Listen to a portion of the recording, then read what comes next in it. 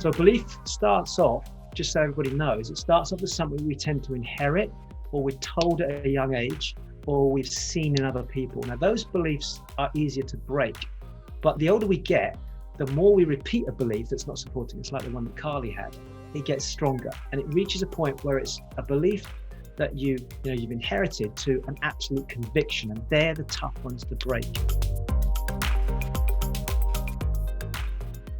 Hey everyone, it's Carly here, and you're listening to episode 19 of the Made for More podcast. And this is the first episode of season 2. Can you believe it? Season 2, and also the first episode of 2021. How are we feeling? Are you feeling good? Are you feeling fresh? Are you feeling any different to last year? Possibly not, but I hope you're feeling like there is lots more choices and opportunities out there, because it's all about our perspective. If you look at things differently, what's the phrase? When you look at things... When you change the way you look at things, the things you look at change. Yes, boom, nailed it. So I am so excited to be bringing you this next season. I've interviewed some amazing people. I've got some amazing content for you. And to be honest, having that little break over Christmas was so good for me. I always really recommend anyone that's kind of in an industry or in a space where you're giving a lot, it's always really good to just stop, recoup, fill your own cup up, and then you can serve a lot better. And I'm going to be really honest with you as well.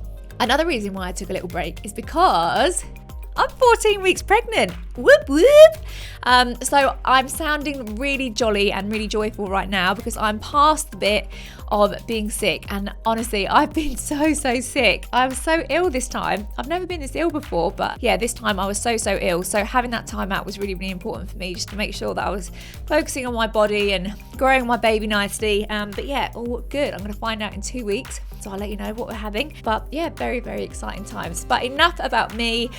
I have got an amazing interview for you today. So this week I had the privilege of interviewing the incredible Dr. Rowe.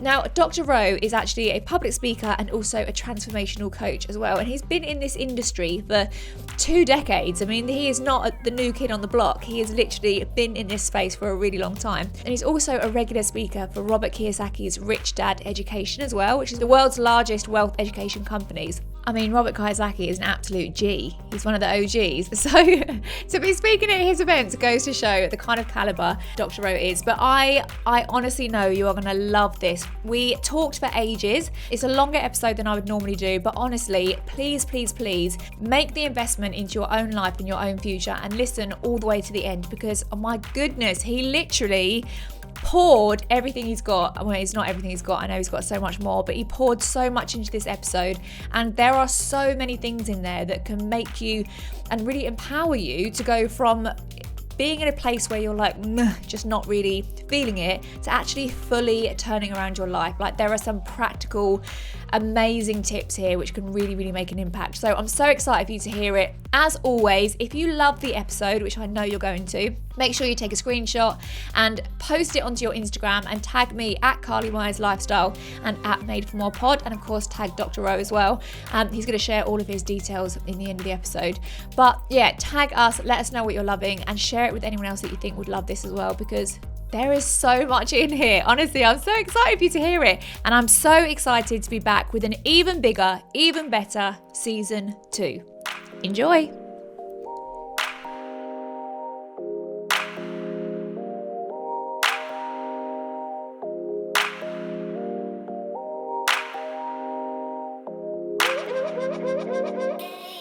Okay, amazing. Hey, Dr. Rowe, how you doing? I'm good.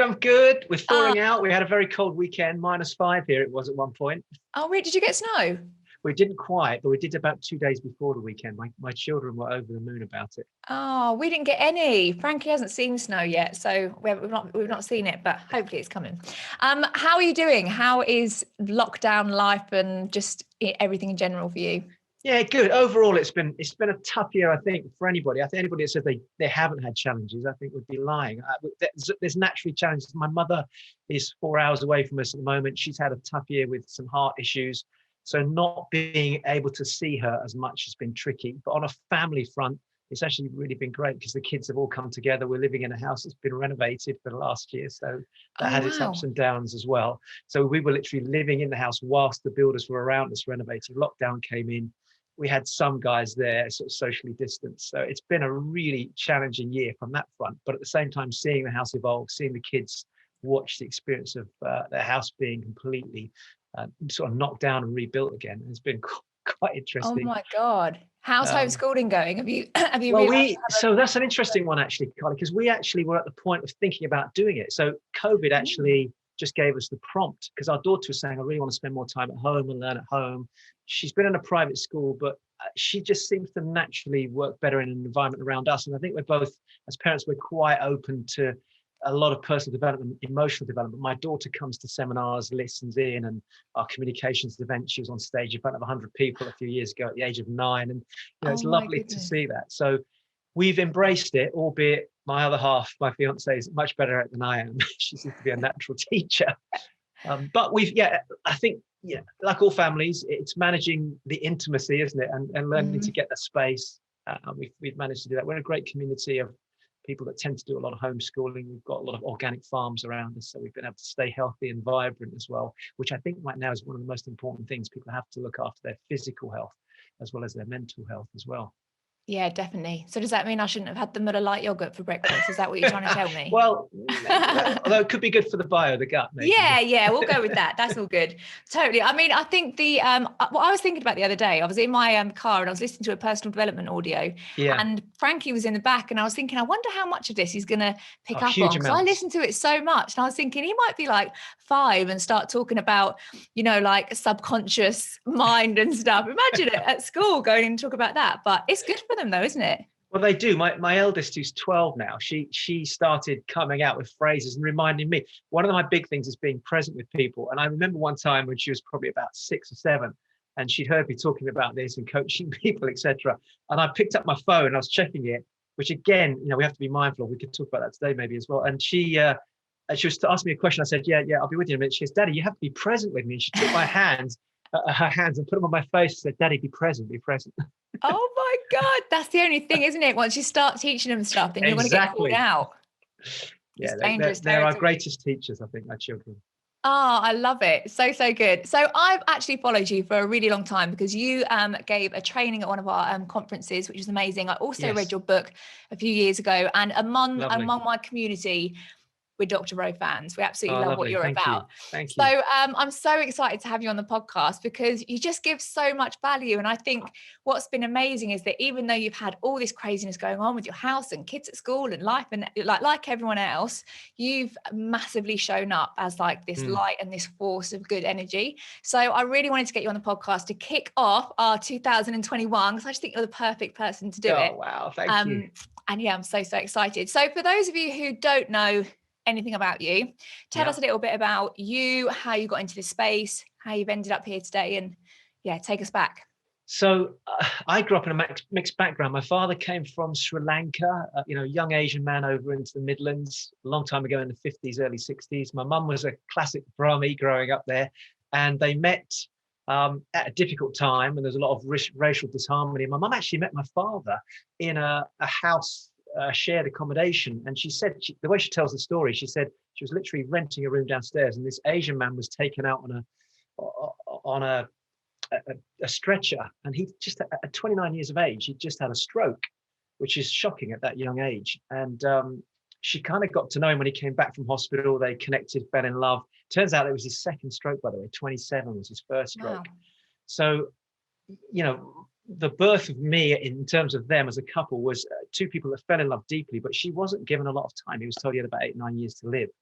And that, in that time, they managed to get married, have 3 sons, of which I was the eldest. So I grew up into a really interesting environment and I was born in the 60s. I'm 55 tomorrow. So it's been quite a journey. And she tells me about how my father he was a Buddhist. So he tried to impart on us this really strong belief that as human beings, we have to be the best we can, but also give to others what we expect back. And although he passed away when I was young, I was 13 when he passed away, that really stuck with me. And I was the eldest in the family. And I remember at a young age, uncles and aunties saying, you've got to take responsibility, you're the eldest. And for anyone listening that's had that experience, it tends to grow you up very quickly. You mature very fast. And I went through a period where I just went out and did as much as I could to support my mum, just on an emotional level, because financially at 13, there's not a lot you can do. She worked 2 jobs. She worked during the day and the evening. And if anybody's listening and understands the concept of hard work, it really does give us a discipline. I learned my discipline of hard work just as a result of my mum just literally working 12, 14-hour days. But unfortunately, she never became wealthy. She didn't create financial independence for herself. And I think that's created a trigger for me as I got older. So I followed, as an young Asian, we're told you've got to go into engineering or be an optometrist or pharmacist or accountant. And I became an engineer. I studied hard. I got a PhD, which later when I met Robert Kiyosaki, he said to me, oh, that stands for poor, helpless and desperate, which is great. That was a nice reminder from Robert. But yeah, I just realized I had to discipline myself and get focused. And I think one thing that came from my mum, and it carries all the way through even today, is that it's so important to, if you're going to see something through, see it through, work at it, work hard. She didn't have a choice. She was bringing 3 of us up. But it really forced me unconsciously to put hard work behind that. And so I studied hard. I got a degree. I got a PhD in engineering because that's what I thought was the path. I thought, well, if I work hard, I can help my mum financially in the future. My 2 brothers went in slightly different directions. And then in my early 20s, my 2021, so 18 years of age, I started reading personal development books. 18. I was at that point after my father died where I think I was just looking for some guidance and I didn't know what it was, emotionally, spiritually. So I started reading personal development. I remember an early book I read was The Magic of Thinking Big, which was by Dr. David Schwartz. I got involved in an early network marketing organization back in the late 70s, I think it was early 80s. And that gave me some great tools. Some amazing tools for personal growth. And I kept studying, degree, PhD. But whilst I was doing that, I was actually out in front of college kids, anyone that would listen to me, I could share a message about being a better person. God knows why I was doing it at that stage, because I didn't really, I was young, but there was something coming through me at the time that I felt passionate about. Fast forward into a career after my PhD, and I just thought, I can't do this for the rest of my life. I've worked all my life to get this education, and it's not what I want. So I was trying lots of different businesses parallel to that. I then got into property back in 2001, and that started to bring a passive income in for me. And parallel to that, I was just in front of audiences, speaking for free and coaching people who were paying me at the time. And then I started to get invited to different places all over the world, different stages. I managed to share the stage with people like Donald Trump, believe it or not, who I know I'm not a big fan of. But think about an event where you've got Donald Trump, Tony Robbins, Richard Branson. They brought some of the biggest names. Trump was there talking about business. I'm not a big fan of him at all, personally. But what I discovered was this, and I think it's important for anybody listening, is that you can go to an event, and sometimes I'll go to an event and I'll hear a speaker and people go, oh, this guy's a bit boring, or this lady's not particularly inspiring. But you can take something from everybody. It's crazy. It doesn't matter who you're listening to. There is something in there. Even if it's you listen to me and you go, you know what, I've listened to them and I don't want to do that. I don't want to be like that. So I've learned over the years not to be judgmental about the learning experience. So as I've been on the stage with other speakers, even though I've been in environments where sometimes it might be an event where there's 5 of us speaking and each speaker has a different message, it might be that I don't necessarily align with most of their values, but I'll still look in that space to see, is there some learning I can take from this? I was taught many years ago by a mentor, be a great thief, take the best of somebody and leave the rest behind. And maybe it's something you can take into you. So yeah, Anthony Robbins is an amazing individual. I've been at events where he's been there and I've spoken. And so the message has always been from me, personal development, communication and empowerment. And it's led me to writing my book in 2011, which you kindly mentioned, being able to come to events like the Arbon event. I remember the one in Birmingham, which was crazy. Everyone had lots of fun at that event. And yeah, father of 2, that's probably my biggest achievement, I think, being able to be as best I can, best father. I think I'm always working on that. I think most of us are as parents. Savannah and Liv, one's 6, one's 12. My fiance is Danish, so she brings some nice Scandinavian culture into our family. And these days, much of what I'm working on my 2nd book at the moment, much of what I do is really, although I love the technical side of business, and I have several businesses I run, the biggest passion is getting people to realize that every single human being has something so much more inside them, and we can be so powerful and have an amazing life. And that amazing can just be simply being a great parent and fulfilling that as a purpose, or it could be somebody that goes out and writes books or builds an amazing network marketing business, or simply is somebody that is great at their job and loves it, but just doing it with passion and purpose. I think that's the most important thing, doing something that you love to do, not that you feel you have to do.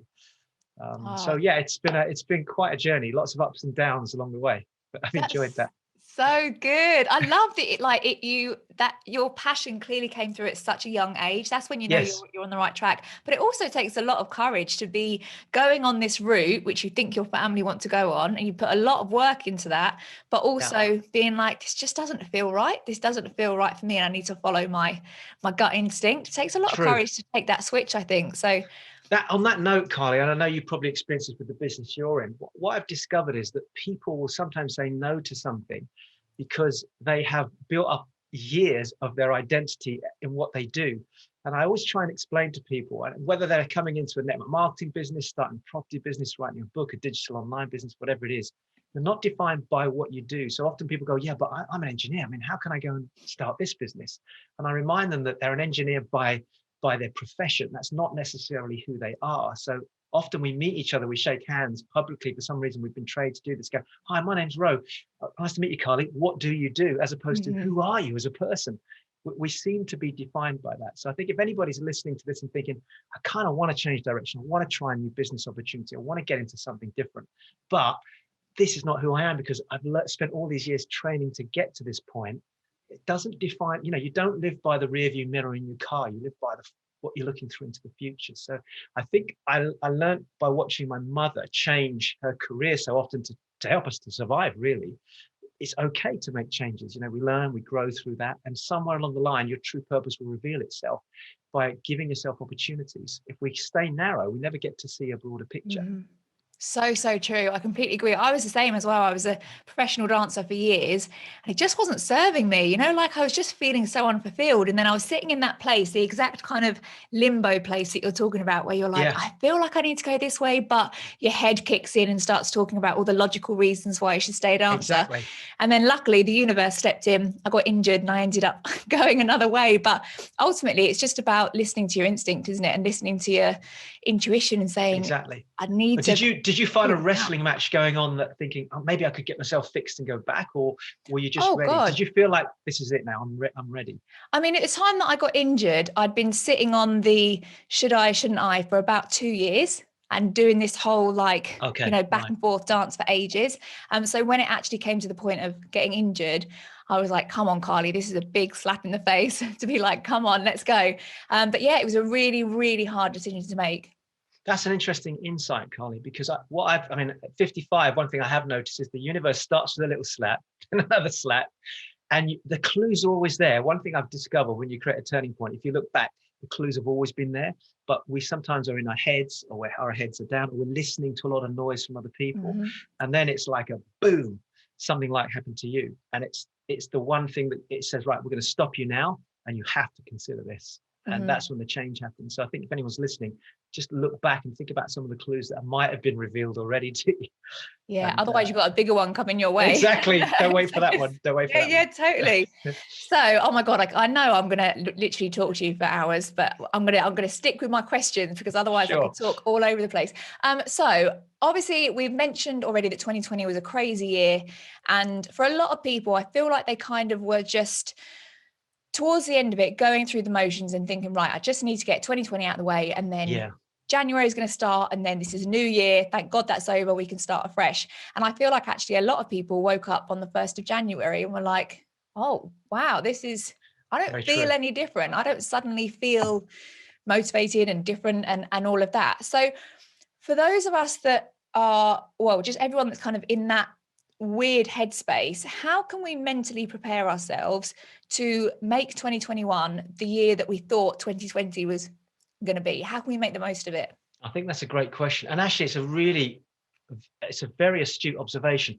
We have to remember that the calendar is something we've created. This new year is January the 1st is just another day, isn't it? If you think of every day as being an amazing day, then it's not really any different. I think we just hopefully attach some meaning to it. We compartmentalize the year and think, right, everything's going to start, which is why I think is 85% of people that set New Year's resolutions by about 18 to 20 days into the month, they kind of stop doing those. Yeah. So something has to change. And I think a good way of doing this, I like to use acronyms. In the turning point in the book, which I know you've read already, but in there I talked about something called a prod. So when something happens to you, or when you're wanting to create momentum, I use this acronym called PROD. So if I give it to your listeners, maybe they can sort of work with this, all of it or part of it. So the P stands for changing your perspective. So when you start to look into the future or a situation you're faced with, have a look at it from a different perspective. There's a great quote, and something that Tony Robbins said years ago, is look at something as it is, not worse than it is, not better than it is, but just as it is. Because as the year starts and you look ahead, there's this initial huge optimism. We're going to do this, we're going to do this, we're going to do this. And then after about a week or two, that's sort of dulled. The shine has gone off that. And I think people have to look at it from the point of view of, okay, this is my year. What's the meaning I want to attach to this year? Nothing really has any meaning apart from the meaning you give it. You and I can look at the same situation and have a completely different view of that. So the first thing is to create that inertia, is to change your perspective. Look at the year and say, right, what do I want to get from this? Things have happened in the past. How can I learn from those things? But what can I do differently this year? Otherwise, as soon as something tricky comes up, you'll just look at it from the same set of glasses. In other words, if you see the world through blue glasses, take those off and look at it through a red pair of glasses, look at it through a green pair of glasses. Take every situation and don't look at it just one dimensionally, because we're getting a lot of information from the media at the moment, which is tinting people's glasses one way. So don't allow the perspective that you have at the moment from what you're hearing out there, we'll come to this later on in the podcast maybe, to be the only perspective you have. That's the first thing. Second thing is, having changed your perspective and said, right, this is how I want to see the world and this is how I want to take this year forward, is take responsibility. Now, I have to be careful what I say here, because one of my beliefs is we have to take responsibility for everything that happens to us. But that's a deep conversation maybe for another podcast. But maybe what I could suggest you do at this stage is take responsibility for how you react to whatever happens to you. So if, for the sake of argument, if you're in a business and you're going out and contacting people and you contact 30 people and only one of them shows an interest, then take responsibility how you react to that, as opposed to coming home and saying, this isn't going to work, nobody's interested, and then allowing everyone else to be in control of your situation. So I've learned very quickly over the years that when something happens to me or around me, I'm the only person that can control how I react to that. So maybe we can touch on this responsibility piece a bit further, actually, because I do think it's quite an important one to cover, actually. So on the prod concept, we're changing our perspective of the situation, right? I'm going to see it differently. I'm going to react differently. I'm going to respond differently to what happens. And now O is about ownership. I'm going to own this. I'm going to own my business. I'm going to own my product, my service, my message. I'm going to own the fact that maybe I don't have as much money as I want to start my business, or as much time because I'm managing my kids. I'm homeschooling. I've got a husband or wife. I'm trying to manage all those things. But when I'm in the space of building my business, I'm going to own that moment. Nothing else controls me. So I own my decisions. I own my reaction. I own myself. And ownership is about moving away from being a victim. The problem is most people blame, especially at the moment, I'm blaming COVID, blaming the government. I can't open my shop. I can't start my business right now. Or people aren't coming to my meetings. Nobody wants to come to my Zoom meetings. But if you own that response and you own yourself, you're in control. You can steer the ship. You can steer the boat. So ownership's really massive in this whole process of prod. So we're changing our perspective, taking responsibility for what happens to us, and now we're owning everything that we do, every action we take. And then finally, and this is probably the biggest one out of the three, once you've got through that phase, is be decisive. You have to be decisive. So a couple of things behind that. What are you passionate about? Decide what you're passionate about. Maybe we can come back to this as well. What have you wanted to learn this year? What do you need to learn to become a better person, to react differently to other people, to grow as a human being? What have you put off in your life? Decide what you put off, and this year you're not going to put off anymore. Last year I put it off. The year before I put it off. You talked about the 2 years of putting it off before you got into your network marketing business. Just those are the things to look at. So decide who you are, what you're about to do, what you're committed to do, and decide who you don't want to listen to. I think that's a massive one in 2021. Just make a decision. I'm not going to listen to certain voices, tune them out. And I think that's a really good starting point for the year, because if we don't approach it like that, what will happen is even the smallest speed bump and we're thrown off course. We have a different perspective. I'm a victim. I don't take responsibility. I can't own it. And then I just decide to fall back into my old habits. So it's a really powerful tool, but it works very well. Sorry, I spoke quick there and tried to pack a lot in. Didn't give you a chance. No, it's good. Jump. Oh my God. It's so good. Every point of that, I was like, yes, that's it. Yes, that's it. And there is so many, like you say, there's so many elements of it, but the ownership and the responsibility is so, so key. And I think, especially when it comes to our mindset, so many people have the feeling that like their mindset is almost external, like, oh, I feel this way, or I think this way, but they don't take ownership for the fact that our actions are fueling the way we feel and the way we think. So, in terms of lockdown right now, when we're feeling, lacking in energy and lacking in motivation, I've definitely felt that myself. I'm a very self-motivated person, but I've definitely struggled. Absolutely. But then you can look at what you've done in that day and thought, I've not got any fresh air today. I've started my day eating Cocoa Pops, so that's probably not a good start. Yeah. I've not read any good stuff. I've sat and watched the news all day. I need to take ownership of the fact that I feel this way because of my actions. And I think that's the most empowering thought, isn't it? When you really realize that actually you control the whole thing. Exactly. And your comment there about our thoughts fuel us is so true. If you think of yourself as the vehicle, then the cleaner the fuel you put into the car, the easier it's going to burn the fuel, it's going to accelerate and take you in the right direction.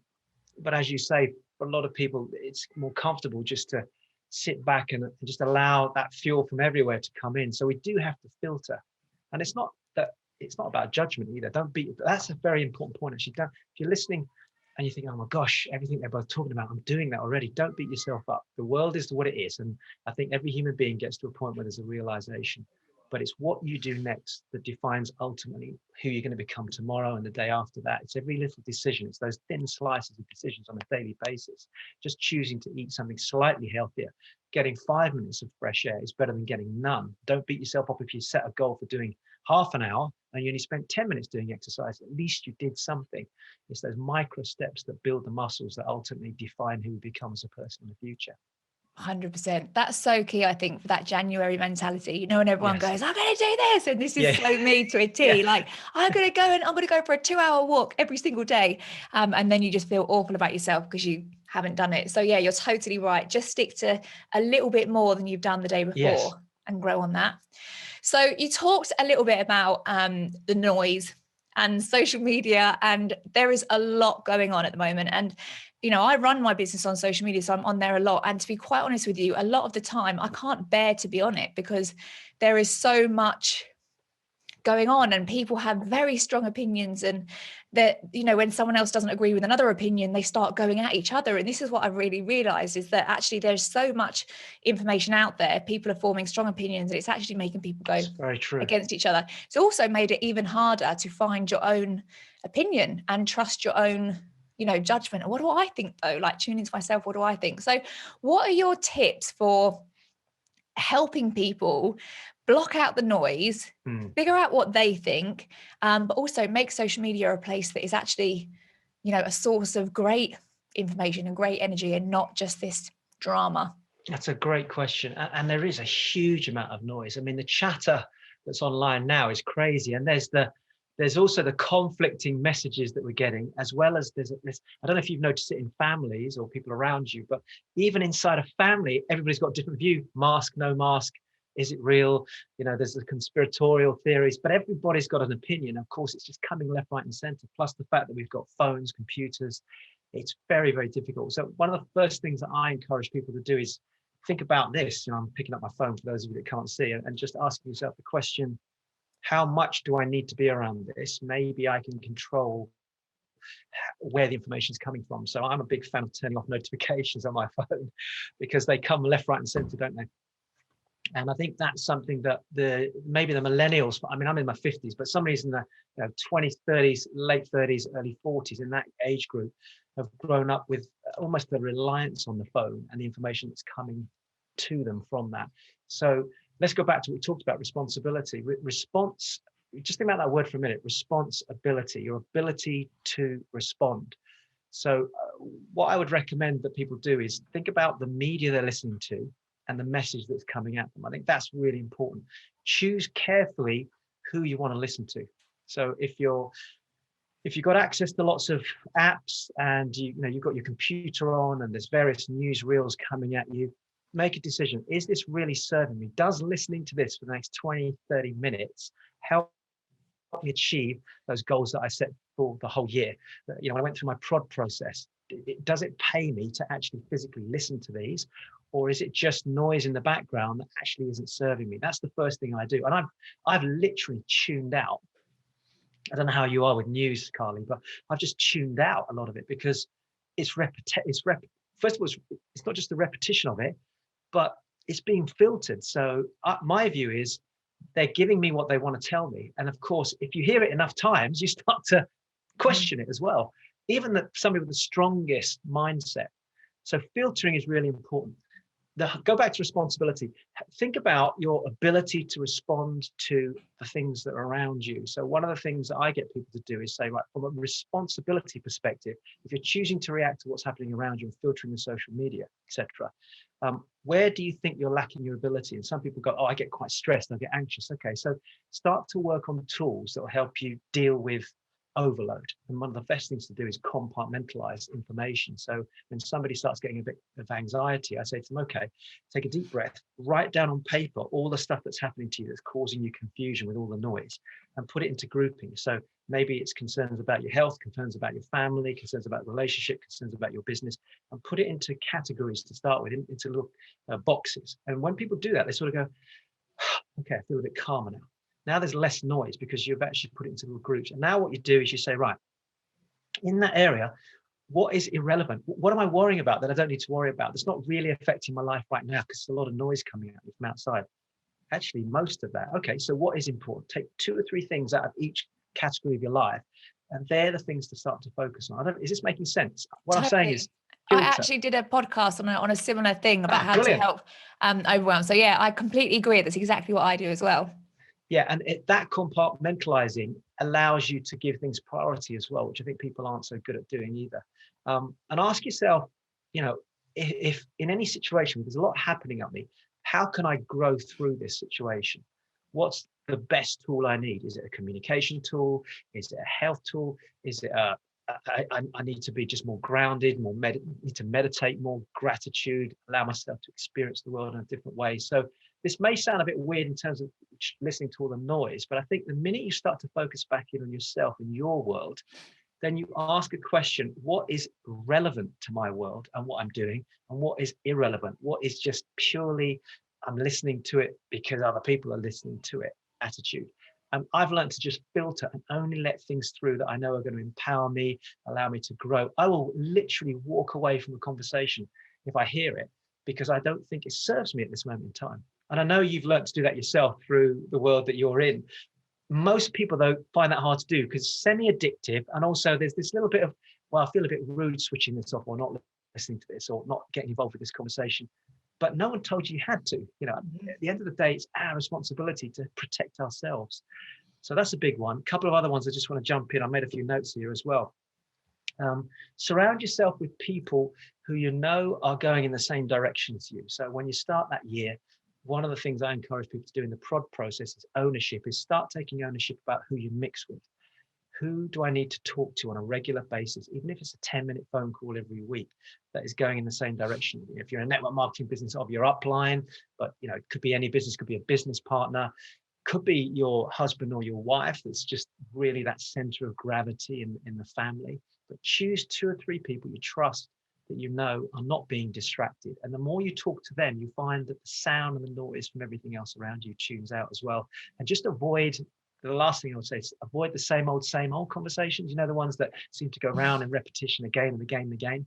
And before you know it, you're into July now. But I was having the same conversation back in January. Why are we doing this? When my father died, I made a promise to myself that I would squeeze every minute out of the day and I would do the best I can in that day to make it fulfilling, because having seen somebody die at 46 years of age, I'm 55, I've outgrown my father by 8-9 years. I can't imagine what it'd be like now to just not be around and not see my children grow up. So if you think about it like that, if you're a listener to this, just think, my father wrote a letter just before he passed away, which is really powerful to think that, he's on his deathbed. And if anyone is listening, it's a great exercise to do. In fact, I've got a typewriter here. I'm just about, after this podcast, to write my daughter a letter, both of them actually, just type it out, because I like the old fashioned things, and then just send them both a letter on how amazing they are as two beautiful daughters. Aww. And I know it's, and I was inspired this Christmas. I thought, you know what I want to do? Every week this week, I want to type something.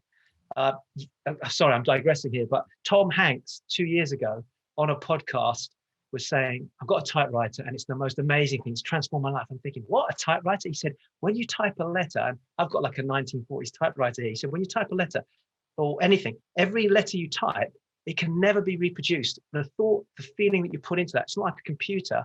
The imprint on the paper is your emotion going through into that one letter. I get goosebumps talking about it. You can see it. And I thought, how amazing. So this year, one of my personal goals is to write a letter to somebody that I've known or somebody in the family each week and just share. I've just written a letter to a friend of mine who's in his 80s, a professor who's my first mentor when I did my PhD, and I'm about to post it. So, and then my next two letters are for my daughters. So, I guess what I'm saying is, just come back to center and just make sure that you filter everything else out, and just don't allow the gossip to come into your family, because if you've got children, they pick up on everything and they will model us. So my way of checking in with myself with this is like, even the COVID conversations that can sometimes creep into the family, especially if one of my children has been talking to a friend, has overheard a conversation from another parent, that comes back into our household now, which I'm sure you're going to start related to as your one gets older. So Savannah, even Liv's my 5-year-old Liv is saying, Daddy, I heard somebody say that because of COVID, we can't meet other people now. Why is it COVID stopping us doing that? So I've got to find a way to explain that to her in a different way. Otherwise, she's going to grow up as a 6-year-old with the belief that something like this has stopped everything in our world. Mm-hmm. So it's about filtering, changing our language. I know I'm talking a lot here and trying to get a lot across to your listeners. Hopefully they're taking something from this. Part of this is just me painting a picture and people going, oh, I like a bit of that. I like a bit of that. I like a bit of that. So yeah, I mean, look, there's a lot we could talk about on this subject, but the key things are filter out what's coming in, change who you're mixing with, stay strong to your core values, filter out any conversations that you think are irrelevant to where you want to get to, be respectful of people. Just say to them, thank you for sharing. I have a different opinion on this, and it just doesn't serve me to have this conversation right now. And a few people I've said that to, they've gone, okay, that's fair enough. I understand your opinion. Otherwise, you're going to spend an hour talking about something you don't want to talk about. That's an hour of your life. Imagine that hour spent is your last hour of your life. Where do you want to spend it? Talking about that, or doing something miraculous, changing somebody else's life, looking into the eyes of your loved one, or speaking with your kids? I just think each hour of our life, every minute is so valuable. Just use it in a powerful way. Sorry, I'm getting passionate. No, I love it. It's so good. And the most amazing thing is, like, you've obviously, that powerful lesson that you've learned, which you carry through your life now, you've learned that from a really horrible time in your life of losing your dad. So yeah, but you've managed to make it the most powerful thing in your life now. I'm sure you have much more fulfilling relationships and a much more enriched life because you've managed to turn that around. And it really burns into your soul when that happens at a young age as well. Yeah, totally. I imagine. I mean, the idea of like, how amazing for any one of your friends and family that get that letter from you. Oh God, I was just thinking about it. How amazing that would be. You've definitely inspired me to get a typewriter. And actually think about it, Carly, everything's email and text, isn't it? To open up a letter, and it's been physically written or typed. It makes me feel really excited. And the funny thing is, when you're typing and writing it, your thought process is very different. You know how we do on a text, we're on the hoof. You're just on the way to do something and you go, da, da, da. Whereas this, you have to sit there and go, yeah, what do I want to say? What do I want the words to mean? It really slows you down. I do get quite carried away sometimes. So it's my way of coming back to center as well. I just want to add one last thing to your question, actually. And I wrote something down last night I wanted to get across to everybody. For those of you that want to get results, whether it's in your business or on a personal front, there's a formula that I've used for years. And the formula is really simple as it might sound, but actually it's very powerful. And that is purpose plus focus equals magnified results. I'll say that really slowly. So when you have a sense of purpose, in other words, you've got a really big purpose you want to achieve, that purpose, if you just spread it doesn't get you the best results. But if you then take and add focus to that, and everything you do is focus purely on that purpose, you get massive results. Think about you trying to push a truck up a hill. Now, if you get several of you together at one point at the back of the truck and you push at that point, you'll get the movement. But sometimes just trying to grab it somewhere around the truck and sort of tweaking a little bit doesn't give you that impact. So you take the purpose, you add focus behind it, and you'll get massive results this year in 2021. It really does work. That's so true. And I think about the times that I've made massive growth in my business is always when I've blocked out everything else and all the other things that I was doing. And, you know, because I've got the craziest mind, I'm like, I want to do this, I want to do this. It's always when I stop all of that and just focus on the one thing, that's when it all comes about. But I love the way you speak about social media. And the main thing I love about it is that in every point you made, it's our action. So it's us deciding who we speak to, it's us deciding who we follow. And that's where I think it's kind of, you can spend so much energy trying to change the opinions of people on social media, but actually you just have to change what you're doing, you know. And if you're following someone and you get a negative reaction when you see their content, just unfollow them. It's as simple as that. And the law of attraction works on the basis of resonant frequency. I mean, you know, quantum physics has proved categorically that when one human being vibrates at a certain frequency, the other person can pick that energy up. So if you took two tuning forks, like a tuning fork, which is a C fork and another C fork, if I hit one, the other one will start to vibrate. But if I had a D fork there, tuning fork, it won't actually vibrate. So in social media, what I've discovered, if people go out totally authentically and share a really honest message and don't worry about other people's opinions about them, they will only attract to them those people that resonate with that message. And that's where you'll start to find this year is a completely different experience if you just stay pure to that frequency that's you. Because every one of us is a human tuning fork. You know, you, Carly, you walk around and you've got this beautiful candle and you're shining this light out.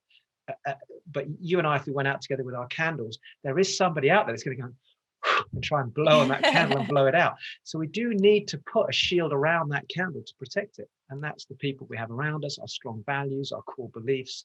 We create that shade, that shield around our candle so that we can shine it without allowing other people's frequency to come in and blow it out. 100%. I love the visual of the tuning fork. That makes so much sense when you're putting your content think about out. the business you've got. I mean, you've built such a powerful business because you've gone out with this pure vibrational frequency and you've attracted to you just those people. Anyone that's building anything like a network marketing business or any business that attracts customers, don't be upset when people say no. It's just that they haven't vibrated with the message you're sending out. Yours is pure. You know what you want to say. You don't need to adapt it to somebody else to fit in with what their needs are. Just say it in a way that's honest. And that's how businesses grow. You get the right people to your business at the right time. The minute you try to accommodate yourself and you change that tuning fork message to bend to other people, all of a sudden other people look at you and go, well, who are you? I don't really know who you are. You're tuning on a D first, then you're an E, then you're an F. What's that core value? Which is what the turning point was really about. It was about getting people to align back with who they are. Oh, I love it. Oh, so good. I love that analogy. That's blown my mind a little bit. So you just talked about the turning point, and I really do want to touch on that because like I mentioned before, and it sounds like it's been the same for you. The times that have been the hardest for me and the times that I've felt most kind of despair and I've just been like, oh God, what is going on? That's actually been a huge turning point, and that's where things have changed. And I know right now, lots of people are financially, mentally, spiritually exhausted. Like people had enough. And I think for a lot of people, they're very much at a crossroads. And I talk about the sliding doors moment where they really can sit in that space for another year or so, or this can be the moment where everything changed and this is where the best part of their life happened. So how do you help someone, or what advice have you got someone? You've given amazing advice anyway with prod and things like that, but how can you help someone who's in that major funk right now take the first step to saying enough is enough? This is where it changes. By the way, love the sliding door analogy. That is so true. I mean, if that isn't a point for somebody to go, oh my gosh, if I don't make this decision, you know, what could be the parallel? That's a very good point. And I think if you're sitting listening to the moment, the turning point concept when I wrote the book, funnily enough, we couldn't think of a name for the book. And I woke up in the middle of the night and you know how you have the most biggest inspiration when you're asleep. Incidentally, Carly, have you read a book called Why We Sleep? Just out of interest. Oh, no. If you haven't, please read that book. For your listeners, you might want to have a listen. It's one that I read last year, but it's phenomenal. It really goes into the science of the importance of sleep and, just learning to let our bodies go into that space where we genuinely are able to dream, etc. Anyway, that's a sidetrack. But the turning point, I woke up in the night, I was like, turning point. That's the name. Because I realized that everybody, as you said, things happen to us most of the time, and then we react. And then you hear somebody say, "Oh, I got laid off from my job, and that's when I started my business, and everything's changed." Nothing. That was a turning point. And when I asked them lots of questions, I noticed that in changing the job, their values have changed, their beliefs about who they were and what they could do had changed, the environment in which they operated changed. So then I met somebody else, and she said, I came back and I found my husband in bed with another woman and he's having an affair. That was the turning point in my life. The relationship was bad for years. I got out of it, and now I'm in an amazing relationship. And I started asking questions, and the more people I met, and she says, well, I believe this, my values. So there's this pattern that was forming, and that's how the turning point evolved from the book. The book sort of evolved into this sort of journey. So there's 6 things for your listeners very quickly. So I'll take them very quickly through the stages. The first one is, anyone listening to this right now, if you're feeling a little bit like, oh gosh, things are heavy and I'm just frustrated, I can't seem to make changes, that's exactly the first step. You have to change the language, the sentence, the words, the phrases you're using, because when somebody says, why is it I can't lose weight, that's the wrong thing to say. Mm-hmm. So in simple form, and you'll probably remember this from going through the book, but essentially we communicate with 2 things, either questions or answers. That's it. People go to me, surely that's not true. There's a question. And we go, oh yeah, that's true. There's a statement. No, surely this bald guy can't be right. There's another question.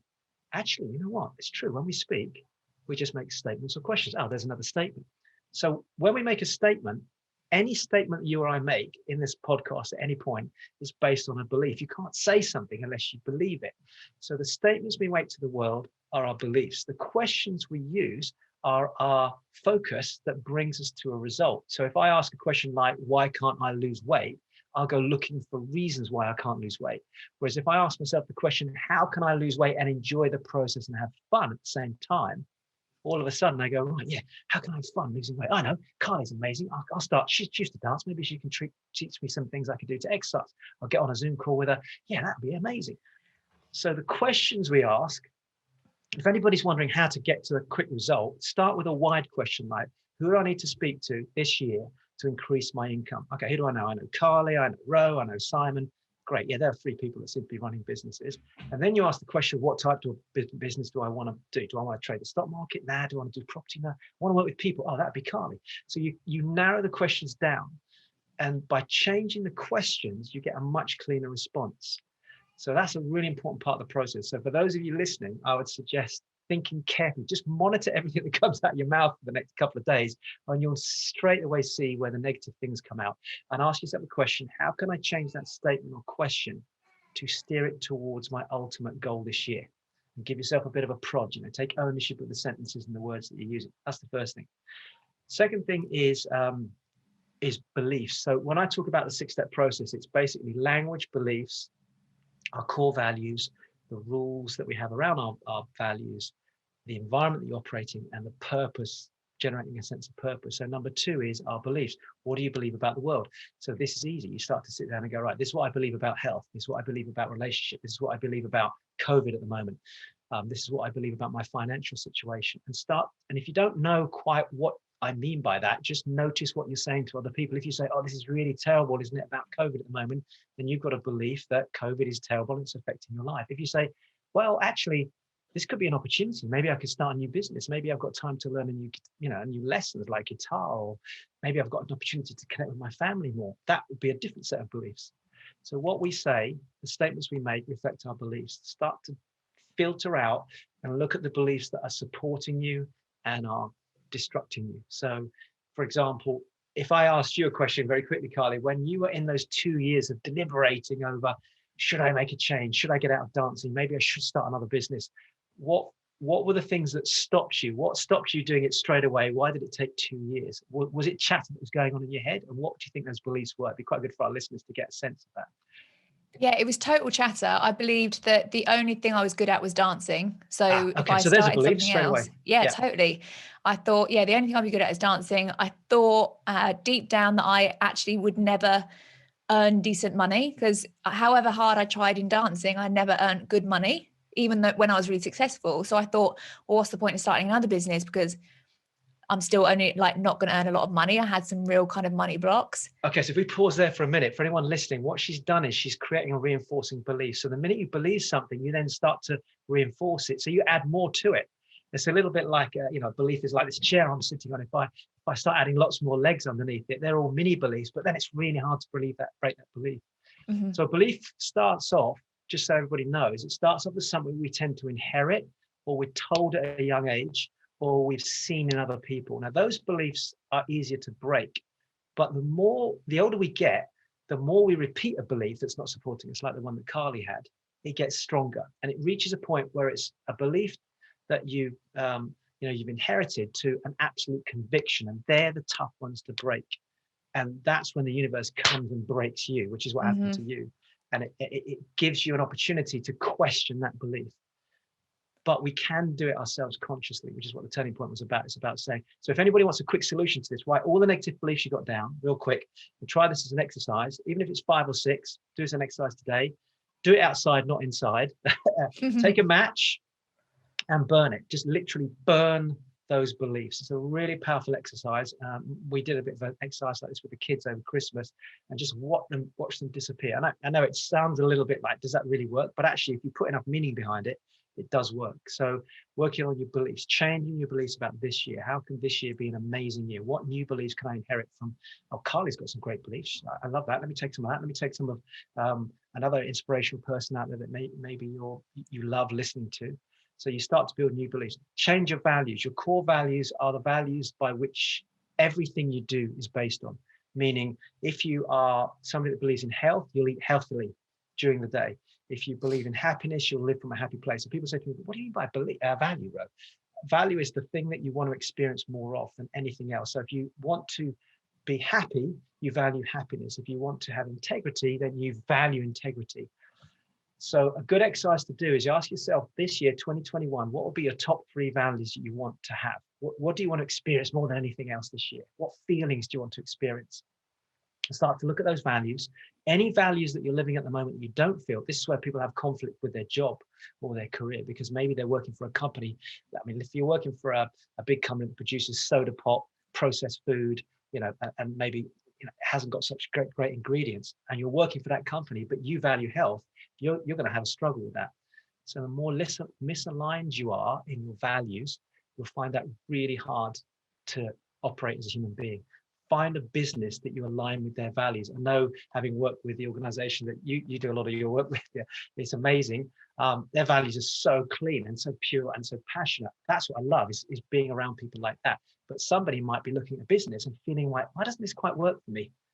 Actually, maybe it's because their values are different to mine. So that's another good place to start as well. Can you relate to that, by the way? Because I think your growth is a lot to do with the fact that your values are aligned with what you do. That's what I've noticed about you. Yeah, 100%. Yeah, when it feels like someone said the other day, I could never do what you do. I could never get on a Zoom call or speak in front of thousands of people and do a training like that. And I said, but when you're so passionate about something, you're not even thinking about it. You just want to get your point across. It doesn't matter who's watching or whatever. So when it's something that you feel massively passionate about, and my values are actually the exact same thing. My main passion is the same as yours, which is showing people that they're made for more. They have that thing, and everyone has it. It's just the realization that we all have it. And the fact that you feel that way makes it easier to do that, even though you might be nervous. That's not to say Carly doesn't get nervous, but she overcomes that fear because she's more passionate and she's more aligned with her values. Yeah. 100%. The more you tug away from those values, the harder it gets. This whole feeling about, there's something missing in my life, it's because you're living a set of values that someone else put upon you. This is a subject we could talk about for hours, and I don't mind for the podcast, but if anyone's feeling a little bit like they've lost their center, it's because you may actually be living by a set of values that someone else put upon you, maybe even a partner or parents. And this is 2021 is a brilliant time to clear that up. You've got time to study and reevaluate that. With every value, of course, we have a set of rules without going into lots of details. But in order for me to feel healthy, what has to happen? And some people make their rules too strict. So they go, I've got to go running every day. I've got to go to the gym. I've got to eat healthy food. And then I meet them 3 months later and I say, how are you feeling? I'm not really healthy at all. Why? Well, I didn't go running every day. I didn't juice every day. I say, but what did you do? Well, I ran 3 times this week. I went to the gym twice. I drink and eat healthy most days. That's great. Relax your rules a little bit. Don't make it so strict. It's like couples that my relationship's not like it was because we don't do this like we used to. Well, relationships change, so you have to relax a little bit into that. So that's another important one. The last two in the process is your environment. And this is a big one. Change your environment. If you're living in an environment that's not serving you, what can you do to change that? One of the biggest things is to just clean it up, declutter it, take a lot of the clutter and the busyness out of your house. Because some people, especially in lockdown, everything's everywhere. What I found most people do is their environment physically is the thing to change, but also the other environment is the people you're mixing with. So this year, 2021, have a look at the environment you're in. What could you do to tidy it up, declutter it, make it more inspiring? Maybe have some photographs and inspirational quotes around you, but also the environment of people around you, which we talked about already in this podcast. Who could you put around you to really shift your focus and help you stay safe? Put that protection we talked around the candle, around the tuning fork. And then the last thing is your purpose. Really start to redefine your sense of purpose. Have a think this year about because this is all about dealing with the dark times, isn't it? So to get to the light, you've got to go beyond that now. So what in the future, how do you want your life to look? Were you at the conference, Carly, where I took everybody out on a bit of a journey and I played some music, and I don't know, it was 2013, I think, from memory, when I went. But No, I actually started. I started 2014. Oh my gosh. Yeah. So I think it was 13, but I did a conference in Birmingham to Arbonne, and they basically, I took them on a journey out into the future to imagine where the people would be. So any business you've got, whether it's your family, your relationship, your business, your health, the way you grow, the way you learn, you can create an image of that in your mind. And people say to me, but Dr. O, I can't find my purpose. It's too, I'm lost. Don't look for it. The purpose will come to you when you align your values, your beliefs, who you are as a person. So if you said to me, I'm struggling with this right now, I understand what you're trying to say. I've tried it before, it doesn't work. Let's back up a minute. Okay, so in the area of health, have a purpose for that. How do you want to be in your life from a healthy perspective? In your relationship, have a purpose for that. Paint a picture. How do you want it to look? How do you want it to feel? How do you want to communicate? How do you want to be intimate with your partner? How do you want to experience your family? In the purpose of business, how do you want your business to look, feel, your values, your identity? If you're looking at it from the outside, being a silent witness to yourself as a human being, how would you want that to be? So you can create lots of mini purposes in your life in different areas. And often when you do that, it kind of gives you an overall feeling. But whatever happens this next couple of weeks, it's a really good exercise to do. If anybody is struggling, I do walk them through that in the book if they don't understand that process. So that's it. It's language, it's beliefs, it's values, it's making the rules around how you want to live your life a bit more relaxed, so you're not too anal and too tight. It's having the right environment to operate in and choosing that. Remember, take responsibility. And then finally, giving different areas of your life a sense of purpose. So when you wake up in the day, each day has a little bit of a purpose. Even if today's purpose is about just connecting with my kids. And then tomorrow might be, today's purpose is about connecting with people in my business or just eating healthier. But give each day a sense of purpose so that it doesn't feel like a big mountain to climb. Sorry, I went full on there. I got a bit carried away. No, that's good. I used to run 3-day seminars on this. So you just unpackaged the equivalent of a turning point in about 10 minutes there. I love it. I'm so grateful that you've just given all that. And the thing is, I love that because it's so practical. And, you know, when people are sitting there in that time when they are feeling the most flat and unmotivated and everything, that's so powerful because there's steps there. There's actually, like you say, there's steps. It's not going from 0 to 100 and saying, I'm going to transform my life now. Very, very true. It's the steps. And it's just, that's what you focus on, isn't it? It's the next bit and the next bit. And I really do encourage anyone listening to this to really do the exercises that Dr. Rowe just spoke about there. Don't just listen to them and say, oh yeah, no, it would be good to write out my values. Like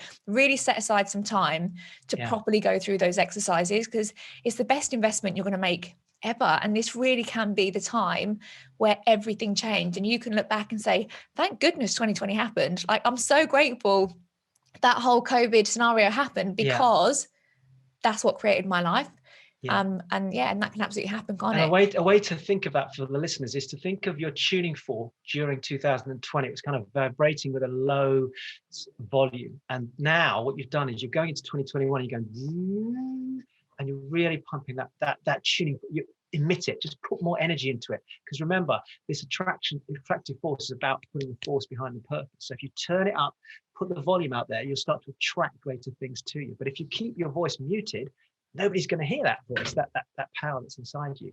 So don't be afraid to speak from the heart. Authenticity is what the world needs right now. I mean, voices like Carly's is beautiful because it's coming out and it's not hiding anything. So this is who we need to be. You need enough of us to do that so that the world can hear it.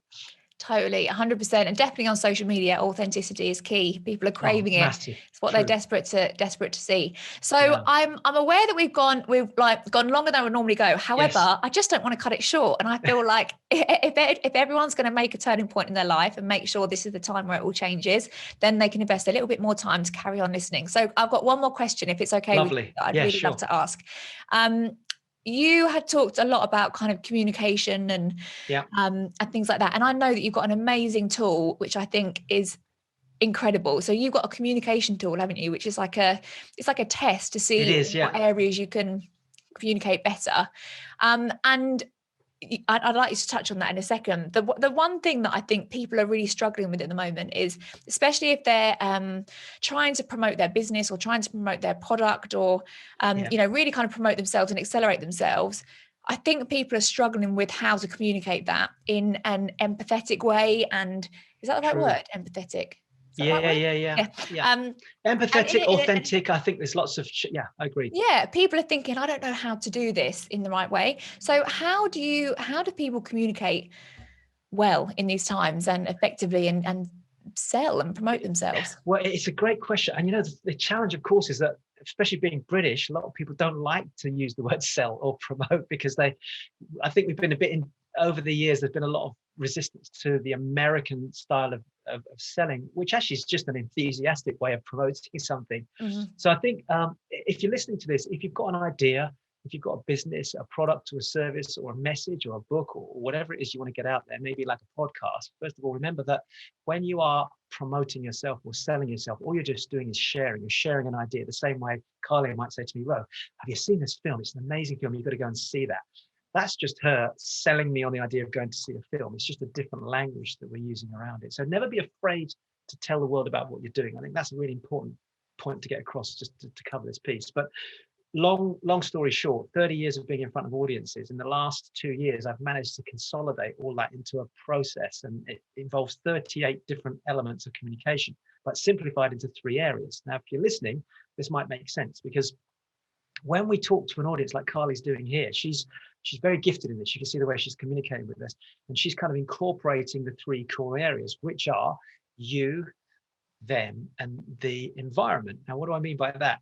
When we're talking, most of the time, if we're trying to get a message across, going into a meeting, those of you that are in the field of, for example, network marketing or any work with customers and clients, we get a bit nervous because we want to make sure that we get it right. We have to say the right words, given the right information. And if I mess up, oh my gosh, maybe they're going to look at me and think I'm stupid. They won't take me seriously. This is one of our greatest fears. That's the you element of communication. And that's where most people get stuck. They get stuck on, I have to get it perfect. I don't know if you felt like this when you started your business, but I have to get it perfect before I go out and take it out to people. I even felt like that going into property. It's like, how do I speak to a vendor? And I have to get it exactly right. So the you element is one area. The them element is referring to the people we're talking to. So our customers, the people around us in our business. And that's where people go wrong. They tend not to focus on that.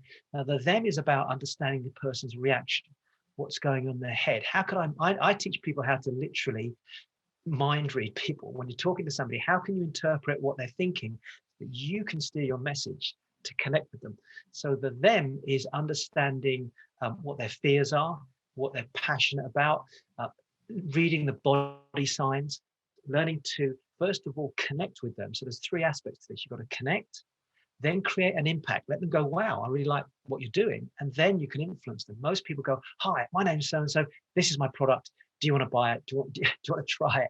And they've missed all these subtle things in between. And I'm going to give them a bit of a clue on how to do this in just a minute. But I just want everyone to understand this is why you might think of it as a wheel. The wheel is rotating. If one of these cogs is missing, it doesn't work. So there's you, them, and then finally there's the environment, which is where are you doing your meeting? Where are you having your presentation? And for a lot of people, they'll go, I've got everything right. I've got the content right. I've got the me side of it. And the me side of it, by the way, is the preparation, the message, the state management, which you talked about, the mindset, and then the communication skills come into that. I got all that right. I listened to them. I watched them. Everything you taught me, Dr. Rowe. Yeah. But you know what? It's really weird. They didn't seem to be listening to me. They kept looking around, and that's because you were in the middle of a cafe. There was a fight going on over there. A lady sat there with the kids who's just spilt a coffee. They were facing the window while you were talking to them in this meeting. You're presenting, but the window's behind you. There was a car crashed outside the window. So although you did a great 20-minute pitch and showed them your business opportunity or whatever it is, they were distracted because the environment in which you chose to present at was the wrong environment. I don't know if this makes sense. You probably had that in some of your meetings where stuff's kicked off. 100%. I'm like, yeah, you can bring your kids along. Bring all the kids, it's fine. And I'm trying to talk to them about it. One kid's hanging off them. The other one's just like done. Yeah, it was just, it doesn't work. And so environment includes things like that. It also includes the temperature. I've given presentations where the hotel got the temperature wrong, and my audience are like this after about 20 minutes because it's too hot. So that's another aspect we forget. Now, at the moment, COVID means we've got a slightly different situation. But hey, if I'm pitching an idea to you and it's my business, and behind me I've got a scraggy room and it looks a bit messy, and I'm saying, hey, I've got a great opportunity for you here, or come a joint venture with me, and they go, what's that behind you there? So there's so many different factors in communication. So those people that are watching this right now, that's the first thing to be aware of. Don't beat yourself up if you've been trying stuff in the past and it hasn't worked. There is a formulaic approach. And the test, by the way, that I created, which we can talk briefly before we finish, it's about a 5 to 7 minute test. And when people take it, it immediately tells them exactly which area inside that process that they need to work on. And everyone that's taken it's gone, oh my God, that's so true. How come I didn't realize that before? So it's a really quick fix for anybody that wants to know. But 3 or 4 quick clues before I wrap up, because I know I could keep talking. Number one, if you're going out to share, and Carly will completely get this, don't go out with too much information. Keep your outcome in front of you. So let's say you're a property investor and you want to persuade somebody to give you money as an angel to your business. Make sure that you're clear on that's your outcome. If you're going to sell a product online and you've got 4 or 5 different products, decide what's your first service or product you want to offer them and focus that person on that. If you run a network marketing business, there's a lot of opportunities you can offer them. Do you want them to be a customer, or do you want them to come into the business and help grow their finances? Don't confuse the message. Make sure that you've got a clear outcome first. Once you've got your outcome, now you have to only deliver no more than 3 to 5 messages. Some people, I've done a lot. I mean, don't take this podcast as an example, because I'm just trying to pack as much as I can. No, it's good. I'm not trying to sell anything here. I just want to make sure everyone gets lots of information. But if I was here and I was talking to you about, for example, an event I was running or a product I was offering you, I would simplify it right down to no more than 3 to 5 messages. So let's say it is a network marketing business you've got. The message has to have both emotional and logical behind it. So you could talk about your product, the service, but key things that are in there. Don't give them everything, because people can't process. So if you go, oh, it does this, it does this, it does this, it does that, they go, oh. But if you just simply think about what they want, listen to their needs, and operate with a message that fits their needs, but then make part of it emotional so that it has an impact on their lives, that's what you get their attention. That's when they go, oh my gosh, this is amazing. And they start to lean forward and they start listening to you. And then align the message with your core values that we talked about earlier on. So make sure your product, your service, and you all have the same. Think about it like you're putting jigsaw pieces together. 2 pieces are great. The third one's not quite aligned. Maybe it's your values. You're trying to sell something you don't really believe in, but you're still trying to pretend to like it. It's not going to fit. So when you're sharing your product or service, talk about the ones you're most passionate about that you align with, and click, click, click, all pieces fall into place, and they go, love it. Right. I want to get one of those. That's it. I'm going to keep it simple because I could talk for ages on this. No, that's it's good. Such a powerful subject, by the way. I love Communication is everything. I call communication the new currency. That's my phrase. That's going to be the subheading to my new book. Communication is the new currency. A currency of love, currency of relationships, currency of money. It's how we connect. It really is. And I think that's where people are actually struggling a little bit in the world of like email and texting. Are you okay? Yeah, I've lost the volume there, sorry.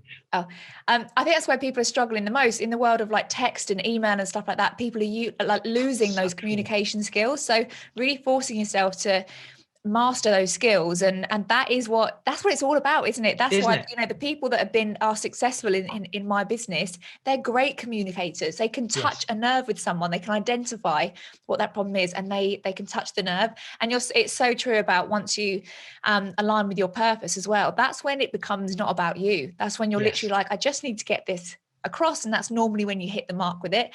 But that was making me laugh though, because I was thinking about all the times when I first started, I used to send people off with an A4 ring binder of information. I used to do a presentation. I'd literally talk at them for about 45 minutes. Right. Then I'd send them off with a ring binder with like every product that we sold, and then like a full ingredient breakdown of everything in that product. And then I'd be like, why are they not interested then? And Because like, you think that's what they want, isn't it? I mean, that's what we in our hearts.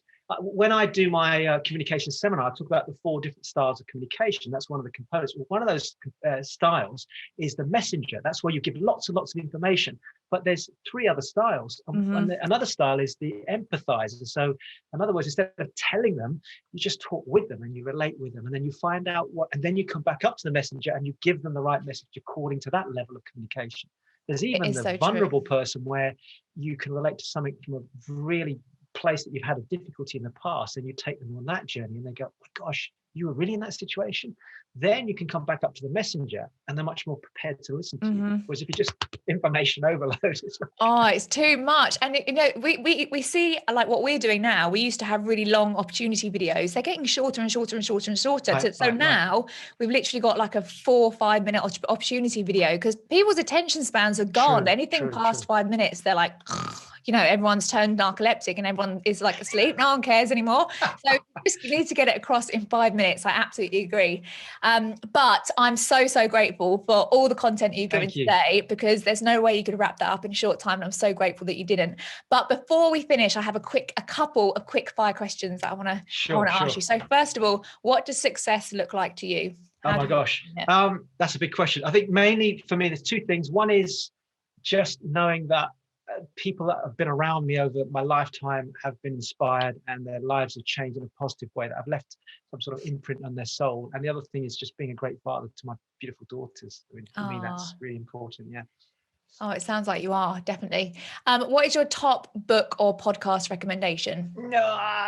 So many. I'm going to give you two different things here. One would be, and this is probably a book most people haven't read, it's called The Soul of Money by Lynn Twist, who's raised hundreds of millions of pounds for charity. She's first time I watched it, I just burst into tears. Lynn Twist, LynnTwist, Lynn Twist. And if you want to watch something that's really inspiring, go and listen to the Red Table Talks by Jada Pinkett Smith. Love those. They're so good. Really just authentic, deep dive into subjects that are very powerful. Yeah, so that's a big one for me. They're so good. They're really they're subjects that are uncomfortable conversations. Exactly. And I love those type of conversations, because that's what we need to have. They're authentic. I think and of course, if you like people like Will Smith, you'll hear some interesting conversations with him and her at some point as well. And it's funny because her mum's on there as well, and her daughter, and it's funny to see all of their different viewpoints and stuff. So good. And lastly, who is your biggest inspiration? Can I have a few? My mum, I think. My mum, because of the way she brought myself, my 2 brothers up. Maya Angelou, if those of you that might know who she is, she's an inspirational poet from the 60s and 70s who very powerful in the Black movement in those days. Dr. Wayne Dyer is just inspirational for me as well. And right now, actually, I'm really inspired by Dave Chappelle, the comedian. Oh, really? Yeah, just because of if anyone gets a chance, go look at his story. He's another one that went through a real radical shift, who was offered a lot of money and was being controlled by a much bigger, functioning system in the media. And he just walked away from it and chose to pursue a pure path of just his passion for humor. And he went off and studied some really inspirational people as well. But I just find he's got a very, very powerful message if you read and listen to what he talks about. So at the moment, he's one of the people I find is a real shining light at the moment. He's done some great work during COVID as well. Yeah. Oh, so good. I find as well, when you're learning through humor as well, you learn so much better, don't you? It touches on true. And he does that in a very clever way. I mean, he's quite provocative, but for me, I relate to it anyway.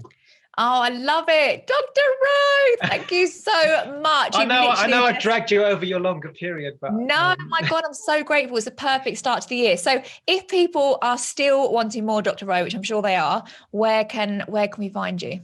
Okay, so if you go to a couple of places. So if you go to www.drrowe.tv, that's my main website. So that's where they can find sort of some of the stuff that I do. There's another website where we do a podcast, but also this is where our test is, the communication test is, and that's Seekardo. That's SEEKARDO, Seekardo.com. By the way, that's short for Seeking Cardo is Greek for turning points, so seeking turning points. Oh. Cicado.com. And then if you go /podcasts, but also if you go /test, there's a communication test. I can always send them through to you, Carla. Yeah, I'll put it on the show notes. Show notes, great. Yeah. Okay. And so the test is really quick to take. If you run a business, or in fact, it doesn't really matter if you're in a job, relationship, if you just want to communicate more effectively with people, it's a very quick test, but it will straight away tell you the area. And then when you get the test results, it'll tell you some of the things to work on as well there immediately. And I think that's the best place to go. We have got a live event in April. Maybe I can give you the link to that if anybody's interested. Definitely. But that's another couple of months away yet. Oh, so Thank you for having me on. Oh, I've loved it. I've absolutely loved it. What a beautiful way to start the day. Maybe we can start every day like this. And well done with what you're doing. I just love your energy and the passion you've got. Oh, thank you so much. And can we find your as well? Thanks. Can we find your podcast on iTunes and Spotify? Yes, it's on Spotify. If you go and look up Cicado, I think it's on Spotify, iTunes, all the main platforms as well. Amazing. Thank you so much. I'm so grateful, and especially thank you so much for everything that you're giving out into the world. It's a breath of fresh air and exactly what we need, and I'm just so excited for everything you're going to create in 2021. Thank you, Carly. Yay, thank you. Bye to all your listeners. Bye. Oh, how good was that? How grateful are you that you stayed committed and stayed focused right until the end so you could get all of those incredible nuggets. I absolutely love talking to him. I could have spoken for hours and hours and hours and just picked his brains about all things personal development and transformation. But yeah, he is incredible. So make sure you connect with him and check out all of the resources that we mentioned in the podcast. And of course, share this with anyone else that you think will find this valuable. And like myself and Dr. Fro mentioned on there, you are made for so much more than you can even imagine. And as soon as you discover that, as soon as you realize that you already have everything inside you, your life is going to completely transform. And we're so excited for you. Thanks, guys. See you next week. Bye.